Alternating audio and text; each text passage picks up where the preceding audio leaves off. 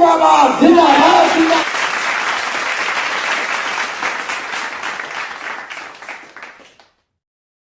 जो लोग बाबा साहब अम्बेडकर के कहने पर बुद्धिस्ट बने तो काफी लंबे अरसे तक उनकी चाहत रही, काफी लंबे अरसे तक उनकी चाहत रही और चाहत वो प्रकट करते रहे और सरकार से मांगते रहे कि बुद्धिस्ट लोगों को भी आरक्षण मिलना चाहिए, बुद्धिस्ट लोगों को भी आरक्षण मिलना चाहिए। अब मैं समझता हूं कि मेरे हिसाब से यह हमारी डिमांड सही नहीं थी, मेरे हिसाब से ये डिमांड सही नहीं थी। लेकिन फिर भी मैं जो रियलिटी को देखता हूँ, पूना में जब मैंने वामसेफ नाम के संगठन को बनाना शुरू किया, एक मिस्टर खापड़े जो नागपुर के रहने वाले थे, वो मेरे साथी थे, तो उनके लड़के को स्कूल में दाखिल कराने के लिए वो खापड़े ले गया और उनके हमारे साथ जो बुद्धिस्ट सोसाइटी का प्रेसिडेंट था पूना का, वो भी हमारे साथ था। जब खापड़े ने उधर लिखाया कि भाई वो क्या कौन है कैसे है, तो उन्होंने कहा कि बुद्धिस्ट है। तो बुद्धिस्ट सोसाइटी ऑफ इंडिया का प्रेसिडेंट वो कहने लगा कि खापड़े तुम पागल हो गए हो, अपने लड़के की जिंदगी क्यों खराब कर रहे हो, अपने लड़के की जिंदगी क्यों खराब कर रहे हो। मैं बुद्धिस्ट सोसाइटी ऑफ इंडिया का पूना का मैं प्रेसिडेंट हूं, मेरा लड़का स्कूल में माहर है, मैंने उसको माहर हिंदू लिखाया है, मेरा लड़का हिंदू हरिजन है, क्योंकि जब वो बड़ा होगा तो उसको आरक्षण चाहिए। अगर रिकॉर्ड में उसका बुद्धिस्ट होगा तो आरक्षण मिलेगा नहीं।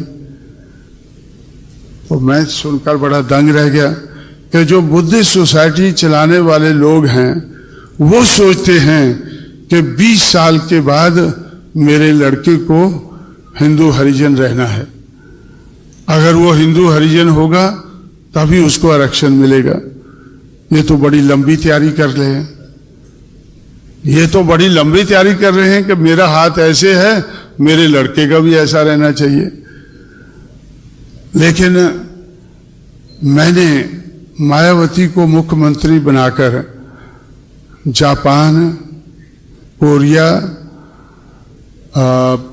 थाईलैंड, बर्मा, इन 4 बुद्धिस्ट कंट्रीज में भेजा, क्योंकि इनके जो इधर दूत हैं, राजदूत हैं, तो उन लोगों से मेरी मुलाकात होती थी, वो भी बुद्धिज्म के बारे में सोचते थे और उनकी एक डिमांड थी कि उत्तर प्रदेश में सबसे ज़्यादा ये बुद्धिस्ट पिलग्रिमेज सेंटर्स हैं, बुद्धा से संबंधित जो तीर्थ स्थान है वो उत्तर प्रदेश में सबसे ज़्यादा है।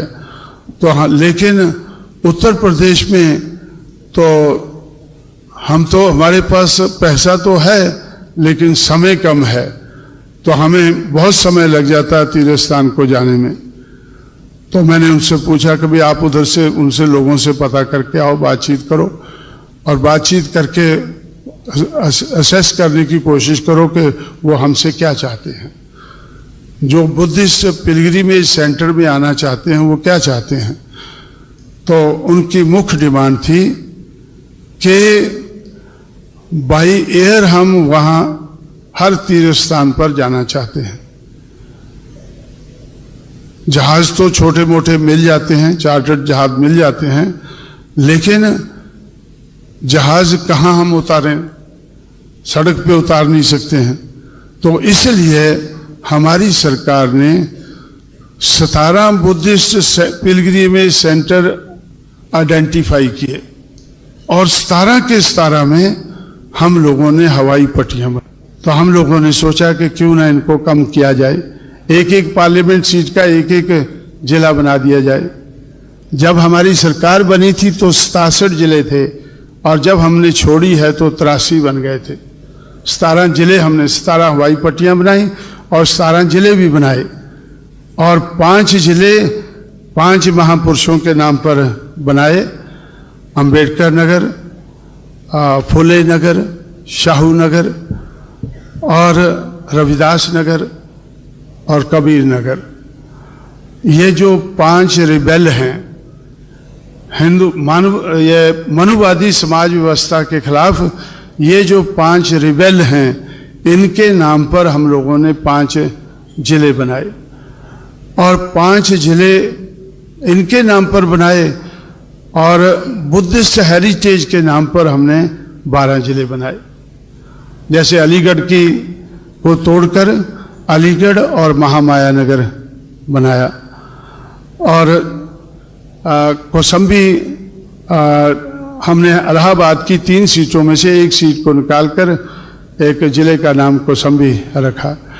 और जहाँ बुद्धा बरसात के मौसम में जाकर रुका करते थे, तो वो भी एक बड़ा तीर्थ स्थान है, तो उधर भी हमने हवाई पट्टी भी बनाई और उधर उसको जिला भी बनाया। इस तरह से हम लोगों ने तो इस बात को समझकर कि बुद्ध धर्म, जब हम मानवतावाद की बात करते हैं तो हमारा ध्यान मानवतावाद की जब तरफ जाता है तो बुद्धा की तरफ भी हमारा ध्यान जाता है। तो इसलिए तो मैंने कई बार सोचा कि बाबा साहब अम्बेडकर को उन्होंने 14 अक्टूबर 1985 को योला की कॉन्फ्रेंस में नासिक डिस्ट्रिक्ट में अनाउंस किया कि मैं हिंदू पैदा तो हो गया हूं लेकिन मरूंगा नहीं। लेकिन हिंदू धर्म छोड़ने के लिए उन्होंने 21 साल लगाए। मैं ये समझता हूं कि 21 साल उन्होंने कोशिश की कि मुझे अकेले को बुद्धिस्ट नहीं बनना है, मेरे अनुयायियों को भी मेरे साथ बुद्धिस्ट बन जाना चाहिए। इसलिए 21 साल का समय उन्होंने लगाया, सिर्फ सोचने के लिए नहीं बल्कि हर प्रकार से तैयारी करने के लिए। लेकिन जो बाबा साहब के साथ बुद्धिस्ट बने, वो बनने के बाद फिर वो कहते हैं कि हमें वही आरक्षण मिलना चाहिए जो हिंदू धर्म में महार लोगों को मिला करता था। तो हम महार जाति बुद्ध धर्म में भी ले जाना चाहते हैं। इससे मैंने सबक सीखा। मुझे ऐसा लगा और आज भी लग रहा है कि इस देश के लिए जो लोग चाहते हैं कि मानवता के आधार पर समाज व्यवस्था बननी चाहिए, तो उसके लिए धर्म अगर कोई सही है तो वो बुद्ध धर्म सही है। लेकिन गलत क्या है? गलत ये है कि बुद्धिस्ट बनने के बाद हमें फिर से हाथ ना फैलाना पड़े, हमें भी कुछ दे दो भाई। हम बुद्धिस्ट तो बन गए हैं, गलती कर गए हैं, लेकिन दे दो कुछ ना कुछ। जब दूसरों को देते हैं तो हमें भी दे दो। तो मेरा लक्ष्य है कि इस देश की जो सबसे ज्यादा पॉपुलेशन है, जिसको हम बहुजन कह सकें, तो 50% से ज्यादा लोगों को बुद्धिस्ट बनना चाहिए। लेकिन बुद्धिस्ट बनने से पहले उनको देने की आदत डालनी चाहिए। उनको बुद्धिस्ट बनने से पहले देने की आदत डालनी चाहिए। लो भाई, हम तो अपना हिस्सा ले गए हैं, हम इस लायक बन गए हैं कि हम अपना हिस्सा ले गए हैं, और हम अपना हिस्सा तो ले गए हैं, लेकिन दूसरों को भी देने लायक हम बन गए हैं। अब देने लायक कौन होता है?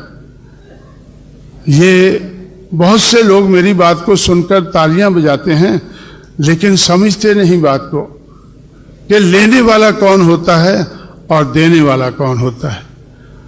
लेने वाली प्रजा होती है, प्रजा को कोई अंग होता है, और देने वाला हुक्मरान होता है। हम मांगते किससे है? या तो सेंट्रल गवर्नमेंट से मांगते हैं या स्टेट गवर्नमेंट से मांगते हैं। गवर्नमेंट से मांगते हैं, जो देने वाला है उसकी गवर्नमेंट होती है, वो देने लायक होता है। इसलिए हमारे लिए ये बड़ा जरूरी है कि हम देश के और देश में से मेजॉरिटी प्रदेशों के हुक्मरान बनना चाहिए।